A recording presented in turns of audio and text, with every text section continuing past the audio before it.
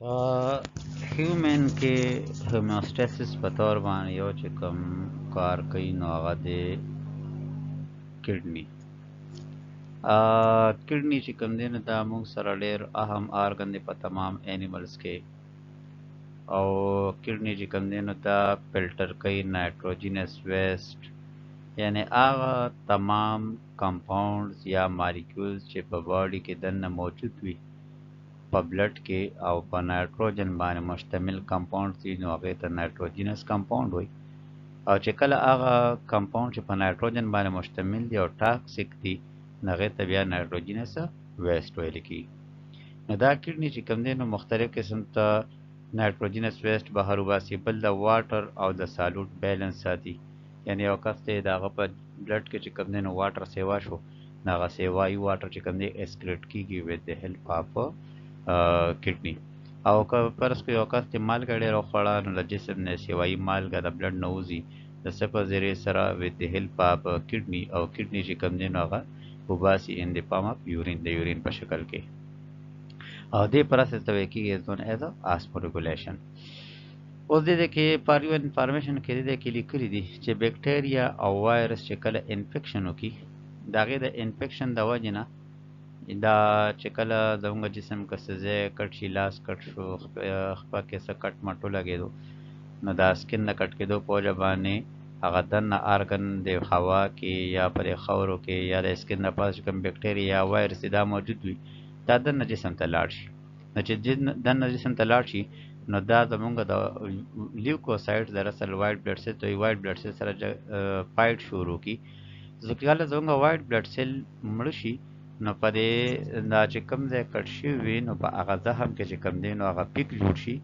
یا هغه باتی وغیره جوړ شي نو دا باتی یا پیک چې کوم دی دراصل دا موږ سره دا وایټ بلډ سیلز ډیډ وایټ بلډ سیلز دي چې هغه فایټ کې مړه شوي دي د بیکټیریا او د وایرس سره او بیا دغه بیکټیریا او وایرس د دې د وجه چې کوم وایټ بلډ سیلز مړه شو نو د هغې نه یو خاص قسمه کیمیکل پروډیوس شي او هغه کیمیکل چې کوم دی نو لاړ شي او په هایپوتلمس کې چې کوم ټمپریچر ریګولیټینګ سنټر دی زموږ جسم کې جسم کېږي دا د دماغو په ذریعې سره کېږي زموږ جسم کې دا ټمپریچر که 37 دی نو دا دماغو کې لیکلي شوي دي چې جسم کې به ټمپریچر 37 وي اوس که په دماغو په هغه کم آرګن کې هایپوتلمس دی او پای کې تا ټمپریچر چینج کو 37 په ذریعه باندې 38 ته کو نو زموږ جسم به بیا ځان ټمپریچر 37 په ځای باندې 38 ته رسوي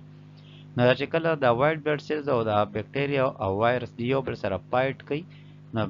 د دې فایټ په وجه باندې کوم وایټ بلډ سیلز مړه شي او بیکټیریا مړه شي نو د هغې نه داسې کیمیکل پیدا شي چې هغه کیمیکل لاړ شي برین ته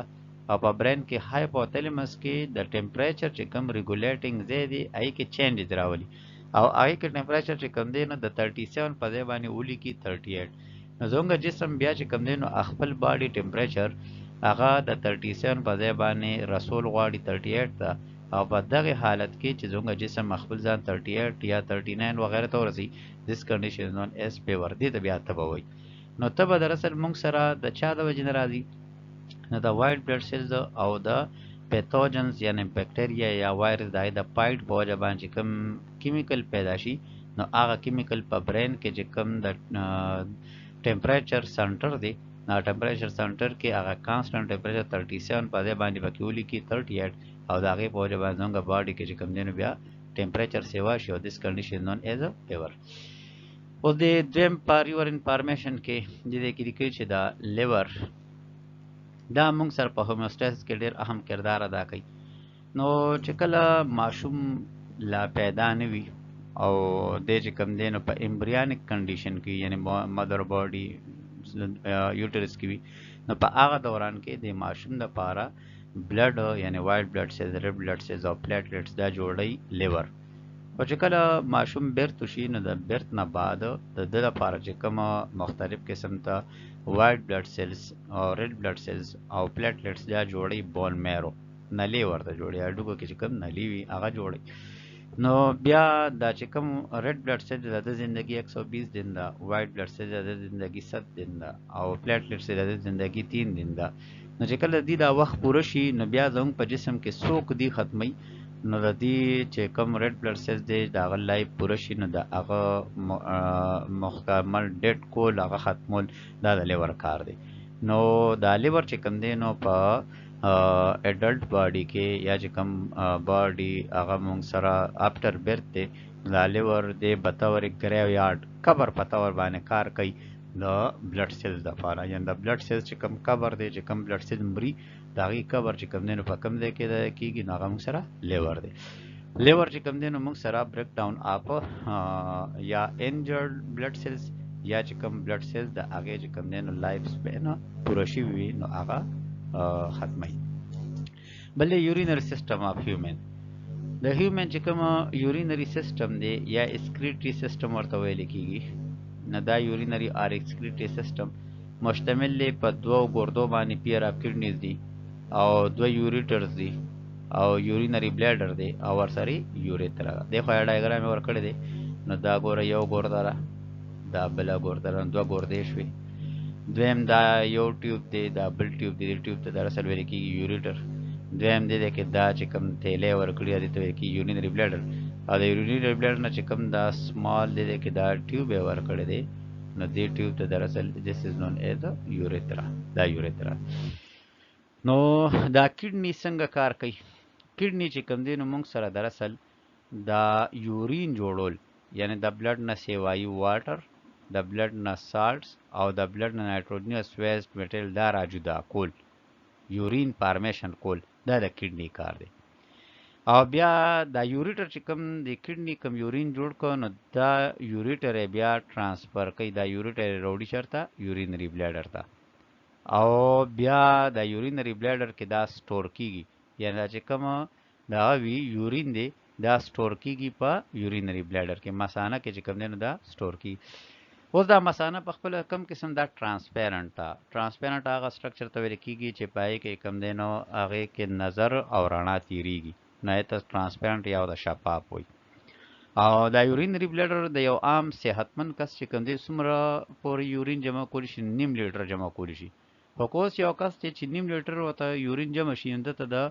ایک یعنی د یورینیشن پروسس چې کوم دی نو دا ته محسوس شي. خو کدی یورینیشن ونکي ایکونه کې نو اوم دی چې کوم دی نو د کې یورین سٹور کړي اپ ټو 1 لیټر یو لیټر پورې بیا دی یورین پکې سٹور کولی شي او چې کله یو 1 لیټر شي داغه نه بعد چې کوم دی نو فردر سټوریج فنکشن پکې نکی. او د یورینري بلیډر نه دا ویسٹ مټیریل بیا بهر راځي with the help of یوریټر دا بیا چې کوم دی نو بهر روزي د یوریټر په ذریعه سره دا چې کوم دی نو بیا ایکسپیل کیږي نو د یوریټر په ذریعه سره. ها اوس دا سټرکچر اف هیومن کډنی نو هیومن کډنی چې کوم دی نو دا جوړه دي پیر اف کډنیز دي دا موږ سره چې کوم دی نو د ډایفرام نه بیلو دي نو چې ډایفرام نه بیلو دي نو دا په سکه راځي ابډومینل کیویټي کې او دا د ورټیبرل کالم نه یو سایډ ته بل د ورټیبرل کالم نه بل سایډ ته او دا چې کوم دی نو موږ سره ډارسل باډي وال شاته ملا چې کوم دغه د ورټیبرل کالم دی سره اٹیچ دي. رائټ کډنی چې کوم دی نو هغه لګ خکته ده او لیفټ کډنی چې کوم دی نو هغه لګ باره ده. نو په دې دغه کنډیشن چې یعنی پرس کو دی کې دا لاین دی او د لاین کې دا سټرکچر دی او د ته مخامخ بل سټرکچر دی نو دې ته ویل کېږي سیمیټریکل. او که پرس کو دی کې دا یو لاین دی او دې نه دا یو سټرکچر چې کوم دی داسې لږ بره دی او دا بل لږ ښکته دی دې ته ویل کېږي اسیمیټریکل. نو په کډني کې چونکې د ورټیبرل کالم نه یو لږ ښکته ده یو کډني او بله بره ده په دې وجه باندې ته اسیمیټریکل کنډیشن ویل کېږي. اوس دا کډني چې کوم دی نو موږ سره په یو خاص قسمه ټیشوز کې چې کوم دی نو بند وي او هغې ته ویل کېږي رینل کیپسول. بیا دا کډنی چې کوم دې طرف ته دا کیوټي ده دا دې طرف ته دا نو دې ته ویل کېږي از نون ایز هایلس. او بیا د دې نه چې کوم دننه د دې اناټمي وګورئ نو د اناټمي حساب سره دا مشتمل ده یو په دې حصه باندې ګوره دا شوی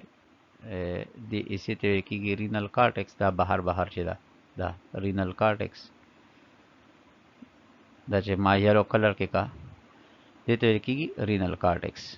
او د دې نه دا چې کوم دننه طرف ته ده نو دې تمام اسی ته ویل کېږي رینل میډولا او دا چې کوم رینل میډولا ده نو د هر کډنی چې کوم دی د انټمی حساب سره په دوه حصو مشتمل ده. یو دا حصه دا چې کوم یلو کلر کې ما جوړه کړه بهر طرف ته نو دا د رینل کارټکس، او دویمه دا حصه چې دا دننه طرف ته مې پکې جوړه کړه په ګرین کلر کې نو دې ته کې رینل میډولا. نو دا په دوه حصو باندې چې کوم دی در اصل مشتمل وي، یو رینل کارټکس او بل رینل میډولا. په دې رینل میډولا کې دننه چې کوم دی نو سټرکچر دی، او دا چې کوم سټرکچر دی دا ګوره دا شو دې ته پایرامید وایي یا دا شو دې ته پایرامید وایي، دا په رینل میډولا کې دننه راځي. نو دا رینل میډولا مشتمل په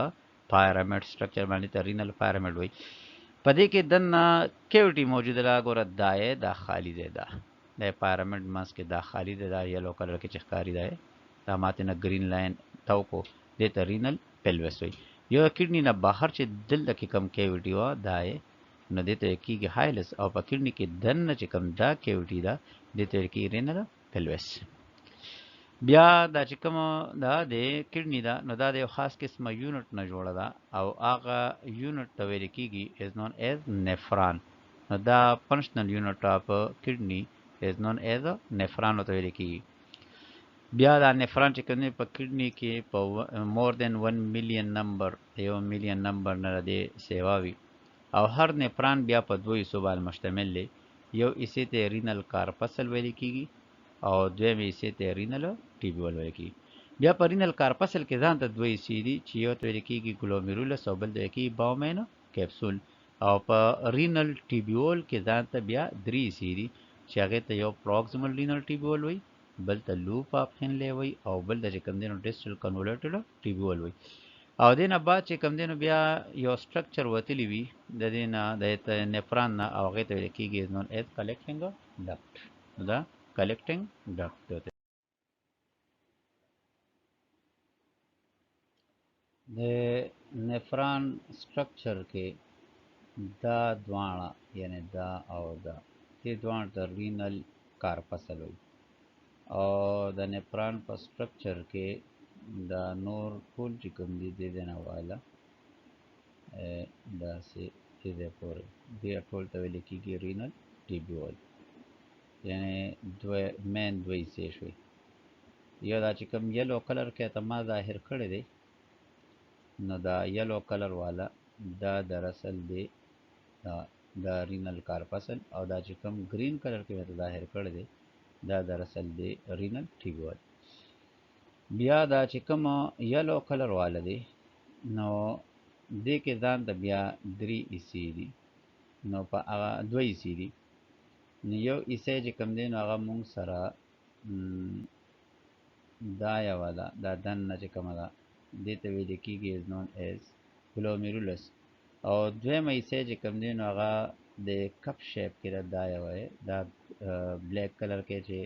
ظاهره کړي دی دا کپ شیپ، this is known as Bowman capsule. نو دا دننه چې کوم دی کې دا سټرکچر دی دا دراصل داسې دی داسې دی، نو دا کپ لایک سټرکچر دی ته باومین کیپسول، او دې کې دننه دی کې چې کوم دی نو داسې نو ګروپ اف کیپیلریز موجود دي، او دې ته ویل کېږي ګلومیرولس. او دا باومین کیپسول او ګلومیرولس دواړه په شریکه باندې دې ته ویل کېږي رینل کارپسل. بیا دا چې کوم ورپسې سټرکچر دی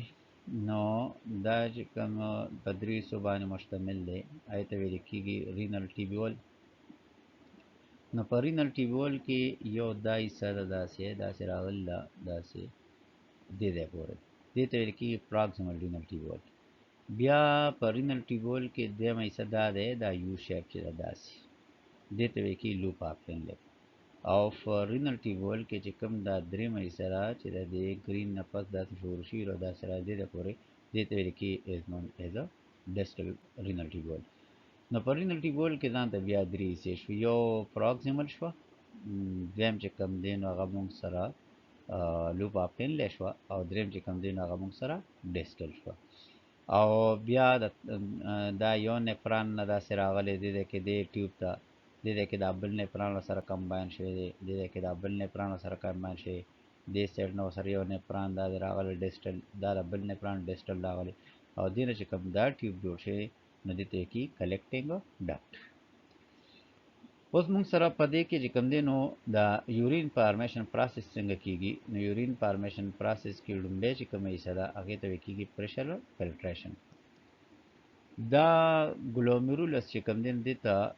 دا کومه آرټري راغلې ده نو هغې ته اپرنټ آرټري وایي او دې نه چې کوم آرټري وتلې ده هغې ته ایفرنټ آرټري وایي. اوس دا ګلومیرولس کې دننه کې کوم دی نو دې کې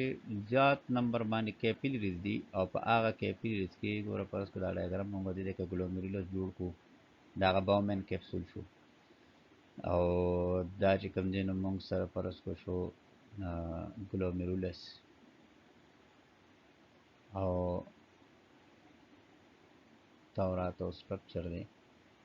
دې ته چې کوم دا آرټري بهر نه دا راغلی دا اپرنټ آرټري دې نه دی بهر چې کوم دی سیټ ته وتلی دا ایپرنټ دا بلډ روړي او دا ته نه بلډ وړي. بیا دې کې په دې کې چې کوم دی نو واړه واړه سوراخ دي په دې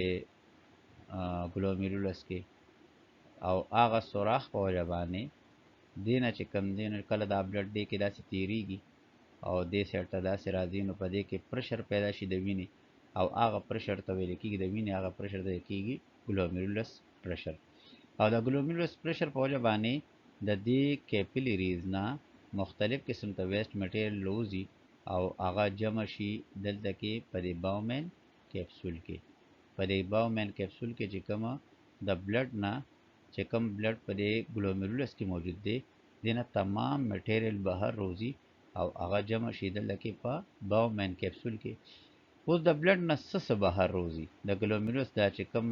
کیپیلریز دي دې نه څه بهر روزي نو د ګلومیرولس د کیپیلریز نه چې کوم بهر روزي دا ګلومیرولس کیپیلریز دي دې نه تمام هغه څیزونه بهر روزي چې هغه سالوټس دي واټر دي او ډیفرنٹ ادر مالیکولز دي لکه ګلوکوز شو کاربوهایډریټ شو. نو دې کې چې کوم دا فلټریټ جوړ شو نو دا فلټریټ دراصل دا ګلومیرولس نه چې کوم تمام مټیریل د ګلومیرولس د کیپیلریز نه بهر ووته او دلته کې په دې باومن کیپسول کې جمع شو نو دا تمام مټیریل مشتمل دي په ګلوکوز باندې ورسره چې کوم دی نو په کاربوهایډریټ باندې او په تمام ادر نور مالیکول باندې ما سوای د بلډ سیل نه یعنی بلډ سیل چې کوم دی نو هغه د ګلومیرولس په ذریعه سره بهر باومن کیپسول ته نشي راتلی نور تمام مټیریل تینا بهر روزي نه کې واټر دی او نور مختلف مالیکول دي او دې پروسس ته ویل کی از نون از ګلومیرولس فلټریشن یا وته پرشر فلټریشن وای. نو دا چې کوم ګلومیرولس فلټریشن دی یا پرشر فلټریشن دی نو په دې کې مینلی دوه دغه پکې انوالو دي یو ګلومیرولس دی او دویم چې کوم دی وسره څوک دی باومن کیپسول. نو ګلومیرولس د کیپیلریز کې چې کله بلډ پرشر پکې ډیولپ شي ته ګلومیرولس پرشر وای او ګلومیرولس پرشر په وجه باندې د کیپیلریز تمام مټیریل ما سوای د بلډ سیل نه بهر روزي او دا موږ سره په باومن کیپسول کې جمع شي ته ګلومیرولس فلټریټ وای او د پروسس ته کوم دی نو پرشر فلټریشن یا ورته ویل کی از نون ایز ګلومیرولس فلټریشن. دویم چې کوم موږ سره پروسس کیږي نه ته کی ری ابزارپشن. دا ری ابزارپشن چې کله موږ سره دا فلټریټ روان وي مختلف قسم ته پراکسیمل رینل ټیبول کې یا چې کوم نه فرض کو دا موږ سره شو دا پراکسیمل رینل ټیبول شو دا موږ سره فرض کو شو لوپ اپ خنله او دا موږ سره شو فرض کو دې کې دا ډیسټل رینل ټیبول او دا شو دې کې دا اړم به باومن کیپسول ورسره دا چې کوم نه ګلومیرولس. اوس دا فلټریټ چې کوم دی کې جمع شوی دی په باومن کیپسول کې نو دا فلټریټ د باومن کیپسول نه راشي بیا دلته کې پراکسیمل رینل ټیبول ته د پراکسیمل رینل ټیبول نه راشي بیا لوپ اپخن لیتا د لوپ اپخن لینا بیا دی ډیسټل رینل ټیبول ته.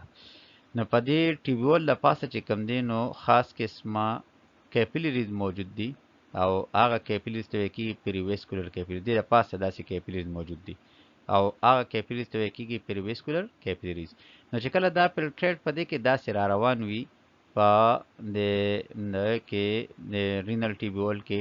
نو د دې فلټریټ نه چې دې کې کله په جسم کې په بلډ کې اوبه کمی نو د دې فلټریټ نه اوبه واپسې کې د بلډ ویسل پریویسکولر کیپیلریز ته راځي د ډیفیوژن په ذریعه سره. او دا شانتي چې کله په جسم کې ګلوکوز یا سالټس وغیرہ کم وي نو واپسې کې د دې ټیوب نه دا چې کوم رینل ټیبول دی یا لوپ اف هنلې دی د دې نه واپسې کې چې کوم دی نو دا تمام فلویډ واپس چې کوم دی نو راځي بلډ ته او هغه بلډ ته چې کوم دی د پاسه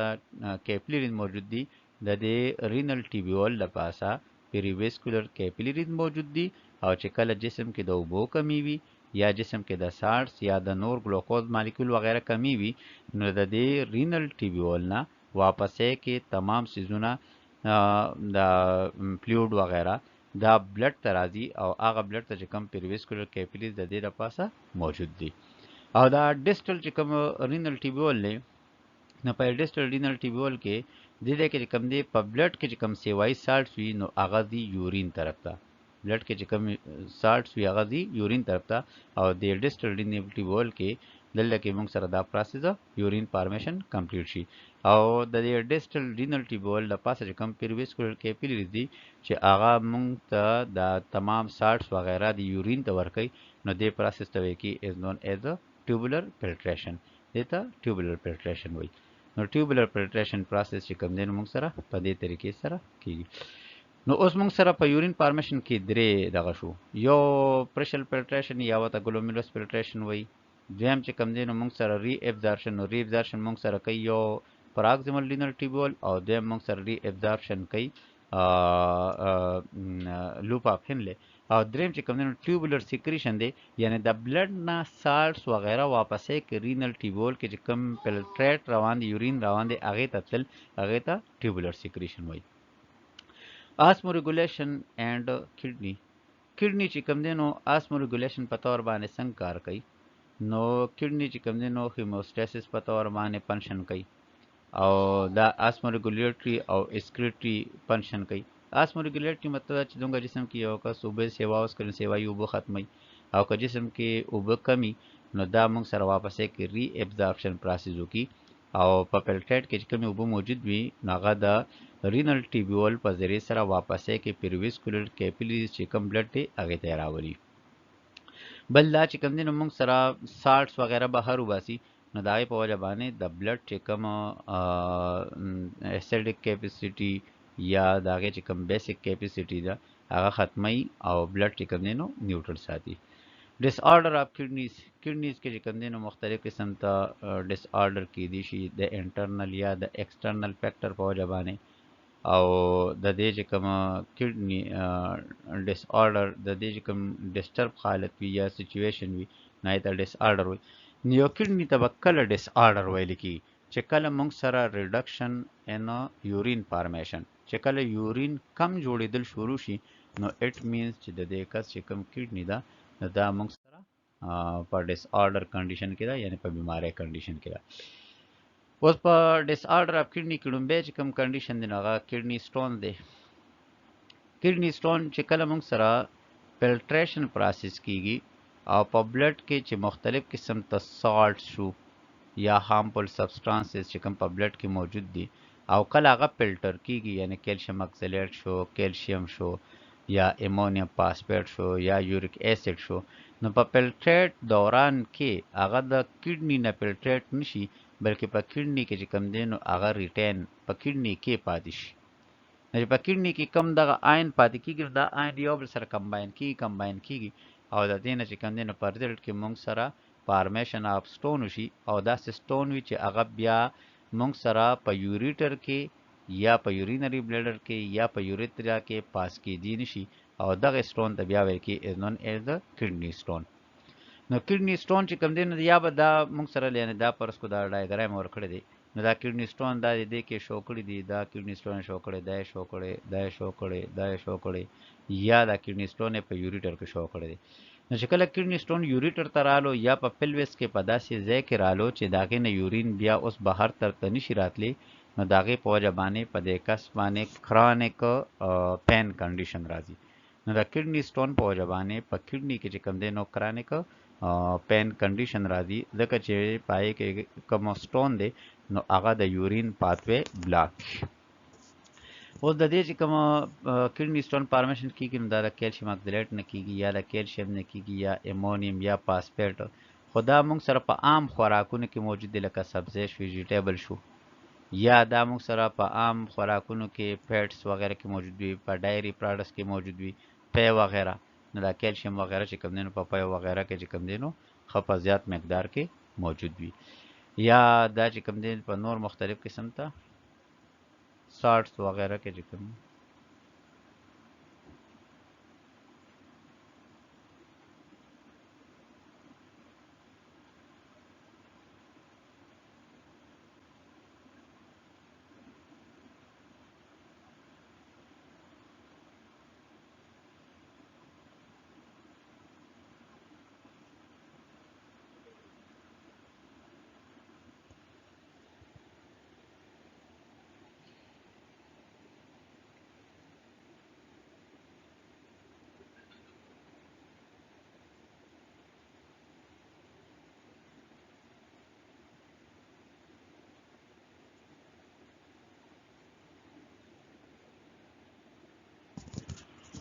ها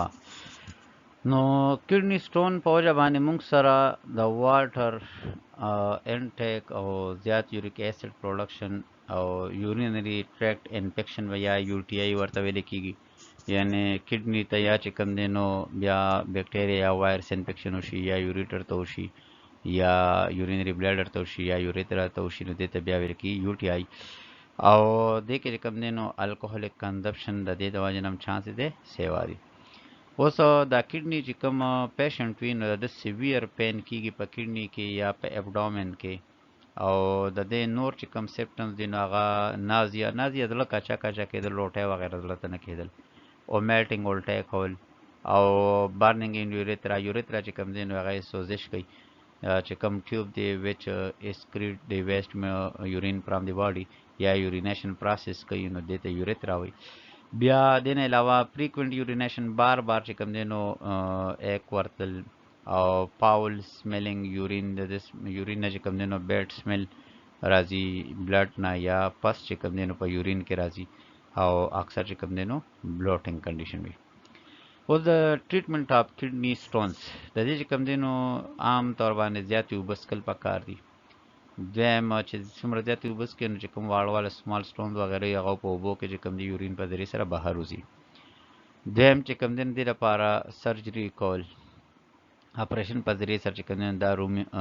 ریمو کېدی شي، نو که دا په یوریټر کې وي یا په یورینري بلیډر کې وي نو دا په ذریعه سره دا ریمو کېدی. او دریم چې کوم دی نو دا موږ سره لیتو ټریپسي په ذریعه سره چې کوم دی دا ریمو کېږي، یعنی دا داسې شعاګانې شاک ویوز دي چې هغه فوکس کی په سټون باندې، او چې په سټون باندې فوکس کی نو د هغې ویوز په ذریعه سره هغه دا چې کوم دی نو په سمال پیسز کې سټون کنورټ شي، او چې کله کس بیا یورینیشن کوي نو په یورین کې چې کوم دی نو هغه بهر راوځي، هغه سمال پیسز اف سټون چې کوم دی نو بریک سټون پیسز چې کوم دی نو هغه په یورین کې بهر راوځي. اوس ګوره کډنی فیلیر یا رینل فیلیر څه ته وایي. مونږ وایو چې د کډنی ډس آرډر دا دی چې هغې کې کله یورین فارمیشن کډنی کم کي نو مونږ وایو چې دا کډنی مونږ سره اوس هیلدي کډنی نه ده، دا ډس آرډر اف کډنی ده. بیا چې کله د دې فنکشن سمال لږ کمیږي او لږ ټایم دپاره چې کوم دی نو د خپل فنکشن سټاپ کی نو دې ته رینل فیلیر اور کډنی فیلیر وایي. خو چې کوم دا لانګ ټرم وي نو پای کې د دې فنکشن کمیږي او اخره کې چې کوم دی نو د دې فنکشن مکمل کمپلیټلی بیا سټاپ شي. او دا چې کوم شارټ ټرم وي یعنی یو کس دی هغه چې کوم دی نو پین والا انجکشن وغیرہ ډېر ووهلې اورین وغیرہ نو د هغې په وجه باندې د کډني فار 1 اور یا څه ټایم دپاره چې کوم دی نو خپل فنکشن سټاپ کی بیا واپس یې کې چې کوم دی ریټین کی نو دا شارټ ټرم دی. خو کوس یو کس د هغه بلډ پریشر دی یا شوګر پیشنټ دی نو د هغه کډني هغې کې ریګولر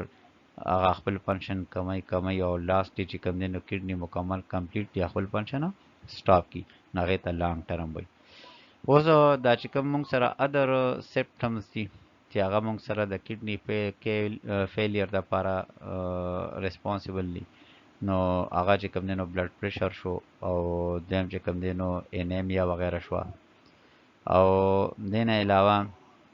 په دې کې چې کوم دی نو موږ سره سپټمز یې سری نو کډنی فیلیر دوران کې ویټ کمیږي او الټه ورځي او دړې کچا کچا کیږي خوراک وغیرہ دلته نه کی او بلډ چې کوم دی په یورین کې راځي او ټو ټایپس اف ټریټمنټ ډیر لپاره کیږي یو ټریټمنټ ته ډایالیسس وای نو ډایالیسس دا یو ماشين دی او په هغه ماشين کې چې کوم دی نو یو فلویډ اچولې هغه فلویډ ته ویل کیږي ډایالیسس فلویډ او هغه ماشين په چې داغه نوم دی ډایلیدر او دې کې هر 15 سره دی یا هفته بعد به چې کوم دی نو خپل مریض بوزي ډایالیسس سنټر ته او هغه چې کوم دا مریض دی چې چا کډنی کار نه کوي نو هغه ته به وینه صفا کوي د ډایالیزر ماشين په ذریعه سره نو دا ډایالیزر ماشين کې چې کوم دی نو د پیشنټ بلډ هغه ترانسپورت کیږي دغه ماشين ته او دغه ماشين نه واپسې کې دی چې صفا شي نو راځي دی پیشنټ ته نو دې ته دا ډایالیزر یا ډایالیسس وته